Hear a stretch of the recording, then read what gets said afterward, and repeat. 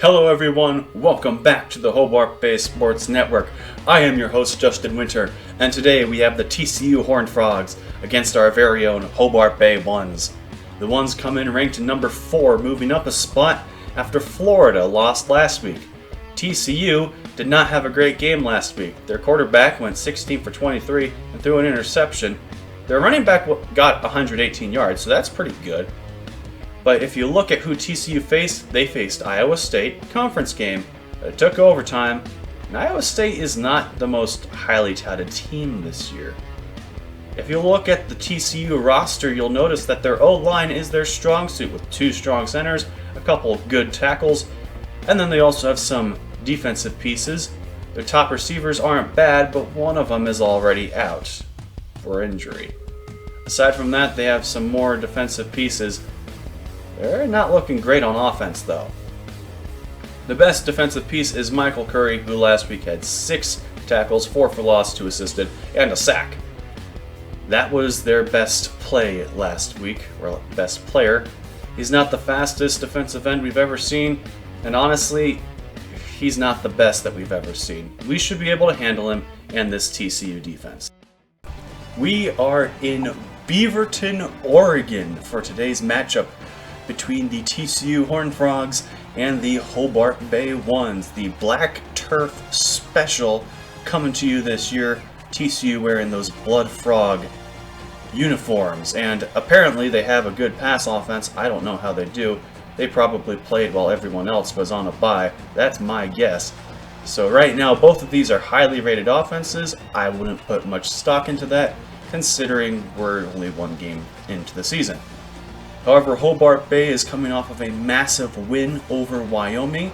It was very good, and we'll just have to see how they follow it up. Do they do better against a Power 5 school? We're about to find out. First, we got a coin toss to go to. So Hobart Bay is officially the away team. They choose tails. No, they choose heads. What was I thinking? They win the coin toss, and they choose to kick. So there you go. Here we go, everybody. From Beaverton, Oregon, we have kickoff from Otis Spielberg. That one will not go out the back of the end zone. It's caught by Payne, and he just takes a knee. Alright, TCU starting off with a first down and 10 at their own 25. Handoff to Kelly up the middle. Oh, he got a good stiff arm and picks up 9. TCU a hurry-up offense. They'll have to outpace Hobart Bay as Nelson breaks a tackle, gets a block, and then gets pushed out. Good play by Damian Nelson, but it was really the blocking that helped him the most. Another draw to Kelly. He picks up another huge gain. Tommy Kelly doing very well so far. Third down and 3. 5 men out in the pattern. No, it's only 4 because Kelly's right there for another TCU first down. Already their run game is proven very difficult for the Ones as they hand it off again, and they get another first down with Tommy Kelly. He is just killing Hobart Bay right now. We got a second down and 10, and this one is 5 wide, unlike earlier. Neal finds Tommy Kelly. Gets taken down for 4, maybe 3, and he's down. Oh no, Tommy Kelly, the man who has been destroying Hobart Bay so far, is out. At least for now. We'll see how he does later. Now a third down and 6 as Neal just throws it to the turf. And that brings about 4th down and 6. TCU on for the field goal. Kick is up, and that one is good. So 3-0 for the Horned Frogs. Good celebration by the mascot. And Tommy Kelly is out for the game. That is a huge loss. But right now they're doing well on defense. 3rd down and 8. And 2 yards so far for Hobart Bay as Strupinski airs this one deep to the left and intercepted by Jennings. He gets a block and then he gets clobbered. So there's your mandatory interception, the turnover for Hobart Bay. So we're still on a massive streak of games with a turnover. This is a handoff to Charles as he's taken down in the backfield. What a play. Definitely not Tommy Kelly. Bunch to the left. Neal will fire left, and that's caught by Stevenson, but he steps out. After a gain of 12. Still, they're in a favorable position with 3rd down and 1. Looks like they'll have a tight end in there to block. No, they'll throw. And they find Stevenson again. Good play for TCU. Maybe they don't need Tommy Kelly. I don't know. We'll just have to see. And there's a draw to Charles, and he gets taken down in the backfield. That's twice now that he's lost yardage. As Andy Thompson just splits the line, and TCU will punt. They don't want to try a field goal. And that was a darn good punt. Wow. TCU gets it down at the 1-yard line. Precision punting at its finest. Great job. There's a handoff, and Greg Wilson will pick up 3. Give Hobart Bay a little bit of space. 2nd down and 7 turns to 3rd and 4 with a split backfield. And they'll hand it off to Wilson again, who cannot get past his own men. So Hobart Bay again stalls on offense, and TCU gets the ball in great position. Neal throws, and he just throws it to the turf again. He's not having a very great quarter. He's really not, and TCU will punt once again. So the offense is just stagnating right now. That's all they're doing. 1st and 10 for the ones. Stupinski sends everyone deep. He's going to roll out a bit. He's got some men. He airs it out, and that is caught by JoJo McIntosh. Easy field goal range now as he picks up 61. First completion of the day, and it was a good one. That will end the first quarter. Hobart Bay down 3-0, but they're in position to score.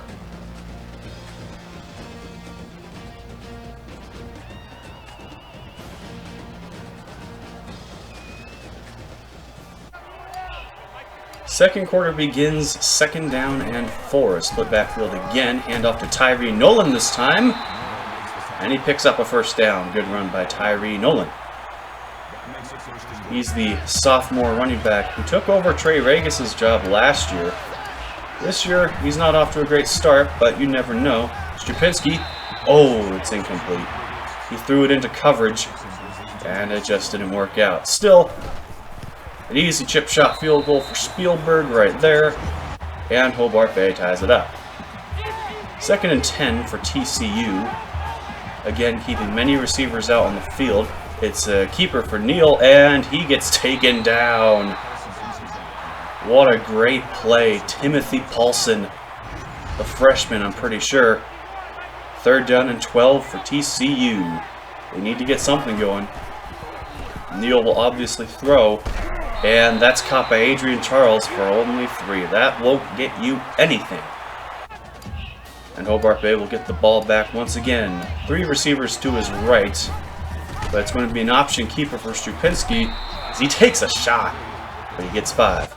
It's a good run, I guess. 2nd down and 5. Play action to Nolan, who gets him a block, airs it out deep, and that is caught! McIntosh, touchdown, Hobart Bay. What a great play by JoJo McIntosh. He just outsped that defender, and Stupinski put it right where he needed to. What a great throw. Great way to get separation from McIntosh, too. Hobart Bay takes their first lead of the game halfway through the 2nd quarter. As TCU looks to get something on offense, that's a dump off to Smith. He'll pick up 8 yards. Okay, that's a good start. It's 3rd down and 1. You got to do something. They'll throw again, and they find Smith, who gets more than enough. Yusuf Smith for 5 yards. 1st down and 10, Corn Frogs. And it's a handoff to Adrian Charles, who always got space, and he gets taken down. 17 yards for Adrian Charles, easily his best carry of the day. 3rd down and 7. Neal again looks to throw, and he misses again. He's not having a great day. He's really not. 4th down and 7. They will go for it with just under 3 left in the first half. They're really looking for this one. Obviously throwing, and that is incomplete, out of bounds. Hobart Bay is going to get the ball back. 1st down and 10 for Hobart Bay. Again, trips to the right. And it's another option keeper, Strupinski. This time he just slides down. Smart move. 3rd down and 4, so having a little bit of trouble, but can still make something happen, as we've seen from McIntosh. He'll look to throw on this one. And he gets it out, and that's caught by... Oh, no, he dropped it. Oh, Craig Ostrander, I thought he had it. But Hobart Bay is going for it on 4th down and 4. They believe in their offense. They're looking for a throw, and that's caught by Joseph Jacobson for a 1st down. It's a good play for Hobart Bay to get a 1st down and keep this drive alive. They're going to send everyone deep. This is where they got McIntosh that one time, and it's intercepted. Ain't that the way, as Thomas has plenty of room, and eventually it's Strupinski who pushes him out. That ain't the way of Hobart Bay. You get a 1st down on 4th down, and then you throw an interception. 5 wide for the Horned Frogs here, as they're just looking to drive down and get a score. Reduce or maybe eliminate the lead, as that's caught! Oh, John Stevenson. What a catch. 2nd down in inches is the official ruling. And they're going to throw despite it being inches to go. And it's caught by Cooper. Hey, if you can get it to work, may as well. 1st down and 10. 35 seconds left. Still going to continue to throw. And that is caught by Stevenson again. 11 yards. Another 1st down. TCU keeping their foot on the gas. Neal. Oh, he's sacked. Oh, that's a huge disaster for TCU. As Jimmy Hollis gets the sack. And now with 13 seconds left, Donnie Neal finds Adrian Charles, who gets taken down. And that'll burn their last timeout. 3rd down and 10. And they're going to go for it. Wow. TCU going to go for it here. 5 seconds left. You got to get a quick throw out. Neal airs it out, and that is incomplete. Zeros on the clock, and TCU blows it in their time management. The gamble did not pay off, and the score remains 10-3, Hobart Bay.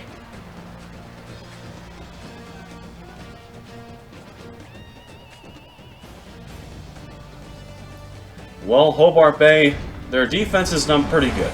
Not going to lie, the defense has come up clutch when they needed to. They gave up that first drive field goal, but that wasn't the worst that you could possibly do. And then after that, they held them to no points. Granted, TCU could have had something on that last drive, but they didn't. Time expired. Hobart Bay held them to nothing. It's the offense that is the concern for me. 2 interceptions is not a good thing. So we need to get that under control. That's just without doubt. We've had so many opportunities to just open the floodgates and pour it on, but we haven't finished them off. We've been doing very well defensively and kind of mediocre at best offensively. You look at our passing, and we got 120 pass yards, 32 rush yards, but we only have a 7-point lead, and TCU's time of possession is pretty good too.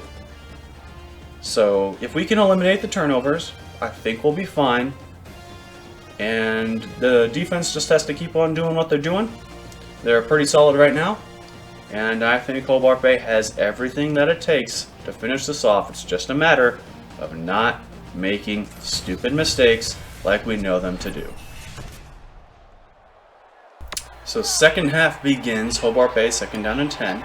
4 receivers out in the pattern, and it's a keeper by Strupinski. He's got space. Oh, he cuts right for some reason. And he has 30 yards. Okay, that's a good start to the half. I don't know why he cut right so drastically, but oh well. 3rd down and 4. Strupinski, and that's incomplete. Dan Todd was there to get some pressure, but 4th down and 4.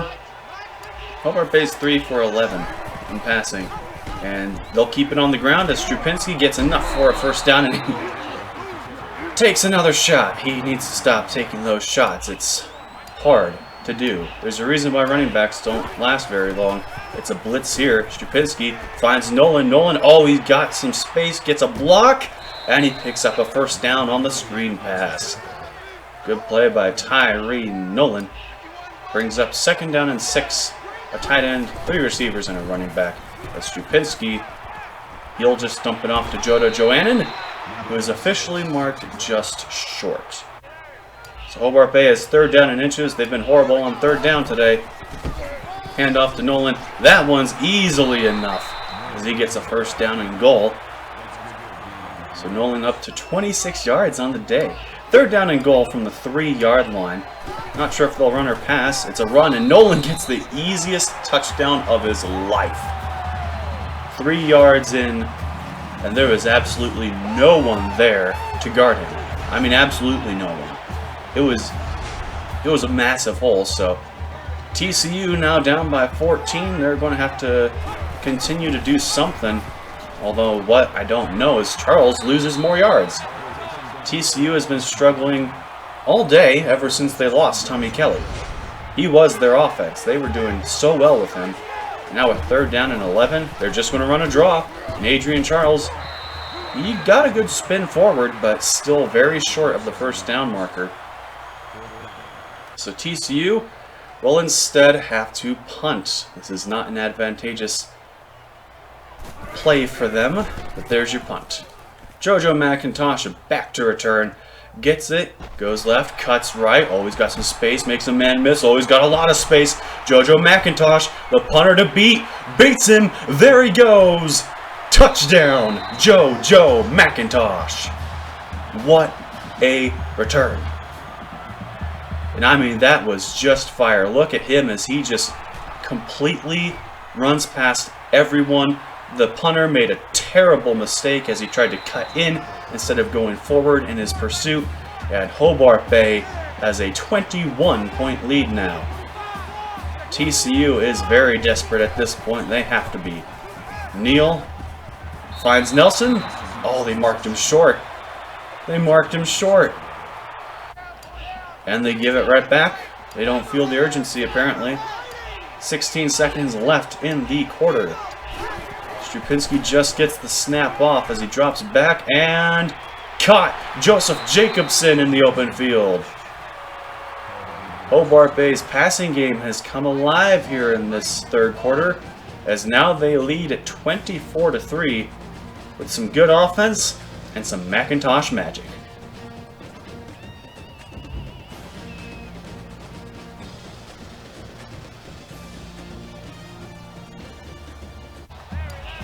Here we go. Start of the fourth. Second down and 10. 2 men in the backfield. It's a keeper, and Strupinski breaks a tackle, and he broke another. Now pitches. He goes to throw a block, and Greg Wilson scores. What in the world was that? No, seriously, what was that? Strupinski breaks one tackle, keeps it, breaks another tackle, and then pitches it. I mean, there's the one. Okay, you can pitch it now. No, he doesn't. He breaks the tackle, and then he pitches. And now he goes and throws a block, which I don't know if that even mattered, and Hobart Bay gets the touchdown. Good for Greg Wilson, I guess. First down and 10 for TCU, as they are now in complete desperation mode. Johnny Neal looks to throw, and that's caught by Wheeler, who fights forward for a first down. Good job for the Horned Frogs. Third down and 5, split backfield. Maybe copying Hobart Bay. No, not copying Hobart Bay. That was a terrible throw. If they copied Hobart Bay, they would have thrown an interception, and now they're on to punt. I guess TCU is just giving up because there's no reason to punt if you think that you're going to win. So McIntosh will get this one to return, and that one is nowhere even close to the one from earlier. So later on in the fourth quarter, got some backups in now. Glessner runs a read option. He's got a whole lot of room. Oh my goodness, Andrew Glessner with some wheels as they are in a foot race, and oh, they caught him at the end, but 77 yards for the backup quarterback. First down and 10, Hobart Bay, as Glessner now looks to put it in through the end zone, through the air. That's a touchdown for Victor Cross. Put it in through the air into the end zone. That's what I meant to say, as Victor Cross gets a touchdown. 38-3, and hey, why not? I mean, we got the backups in, give him some experience. Glessner will roll out. We love this play. He airs it out, and that's JoJo McIntosh again, and no one's going to catch him. How about that to end off the game? JoJo McIntosh with a 77-yard touchdown catch. Glessner goes 2 for 2, 95 yards, and 2 touchdowns in his limited playing time. Tack on a massive run as well. He had a very good day. And that one right there will end it. Final score 45-3. Hobart Bay winds up blowing TCU out of the water, as JoJo McIntosh rightfully deserves that player of the game. 3 catches, 190 yards, 3 touchdowns. That's a performance to remember. And talk about efficient too. TCU gave me a little bit of worry in that first quarter. They did very well on defense, or I should say Hobart Bay did very poorly on offense. But TCU was good on offense on that first drive. Then Tommy Kelly went out and they completely fell apart. And because they couldn't do anything offensively, they gave Hobart Bay the ball so many times. And despite the turnovers, we were able to make the big plays, and we just wound up winning the game in massive blowout fashion. That's not to say that our offense was bad all day. I mean, we came alive in that second half, but the JoJo McIntosh punt return touchdown really put it away. And then the backups were able to come in and get some experience. So a good game all around overall. And we'll just have to recap this all in the post-game show where we go over some fantastic stats. So Strupinski's completion percentage was lacking, 8 for 19, but he got 187 yards, a touchdown and 2 picks, so that was pretty good. Glessner again had a great day as far as what he was able to get in. On the ground, the rushing leader was Glessner with 89 yards. He tacked on 12 aside from a 77-yard run, 46 for Strupinski. Greg Wilson, 42 and a touchdown, and the starter Tyree Nolan, despite the most carries, only got 31 yards and a touchdown. On the receiving end, JoJo McIntosh, he was the man today. 190 yards and 2 touchdowns. No one else even came close to that. Jacobson got 43 yards. Victor Cross got a touchdown from Glessner, 18 yards out. So that was good for him. He doesn't get a ton of playing time, but when he does, he makes it count. And then on defense, Jay Barber and Timothy Paulson and Seth Adams all tie for most tackles with 6 apiece, all solo. However, Paulson and Barber both had 2 tackles for loss. Neither a sack and no interceptions. But there was a pass deflection for Timothy Paulson, which I think makes him the defensive player of the game. I mean, it didn't take a lot, but he was there. He did very well, especially for a true freshman. On the TCU side, Tim Jennings also had 6 solo tackles, including a tackle for loss. An interception, one also went to TJ Thomas, who had a longer return, but ultimately those came to nothing. On the receiving end, 54 yards for John Stevenson on 6 catches. Adrian Charles, the fullback, had 34 yards. Cooper had 28 yards, and the rest is just not worth mentioning. On the ground, 43 yards for Tommy Kelly. That came all in the first drive. Everyone else, even excluding the negative 15 from the sacks on Donnie Neal, everyone else still came short of him, combined. And through the air, Donnie Neal, better than last time, 24 for 40, 171 yards. No touchdowns, no picks. He was sacked only once, so, I mean, it was better for him, but still not a great game. As you can see, Hobart Bay turned the ball over in the end 4 times. We skipped a couple of them because they weren't important, but TCU actually beat us in time of possession, which is insane. Let's go to the Heisman watch. We've got something very interesting here. We do have Strupinski as the top Heisman candidate. But we also have JoJo McIntosh. Can you imagine if those two were competing, especially if we go all out on the air attack? That'd be a heck of a Heisman race. I'd love to see it, but we'll just have to find out who will prevail in this one. My guess would be Strupinski. However, next week, Hobart Bay hosts number 1 Miami in part 3 of this, I guess you could call it a rivalry. We'll just have to see how it goes. It's the Ones and the Hurricanes. I hope to see you there, but until then, make sure to like and subscribe, hit that notification bell, and have a nice day.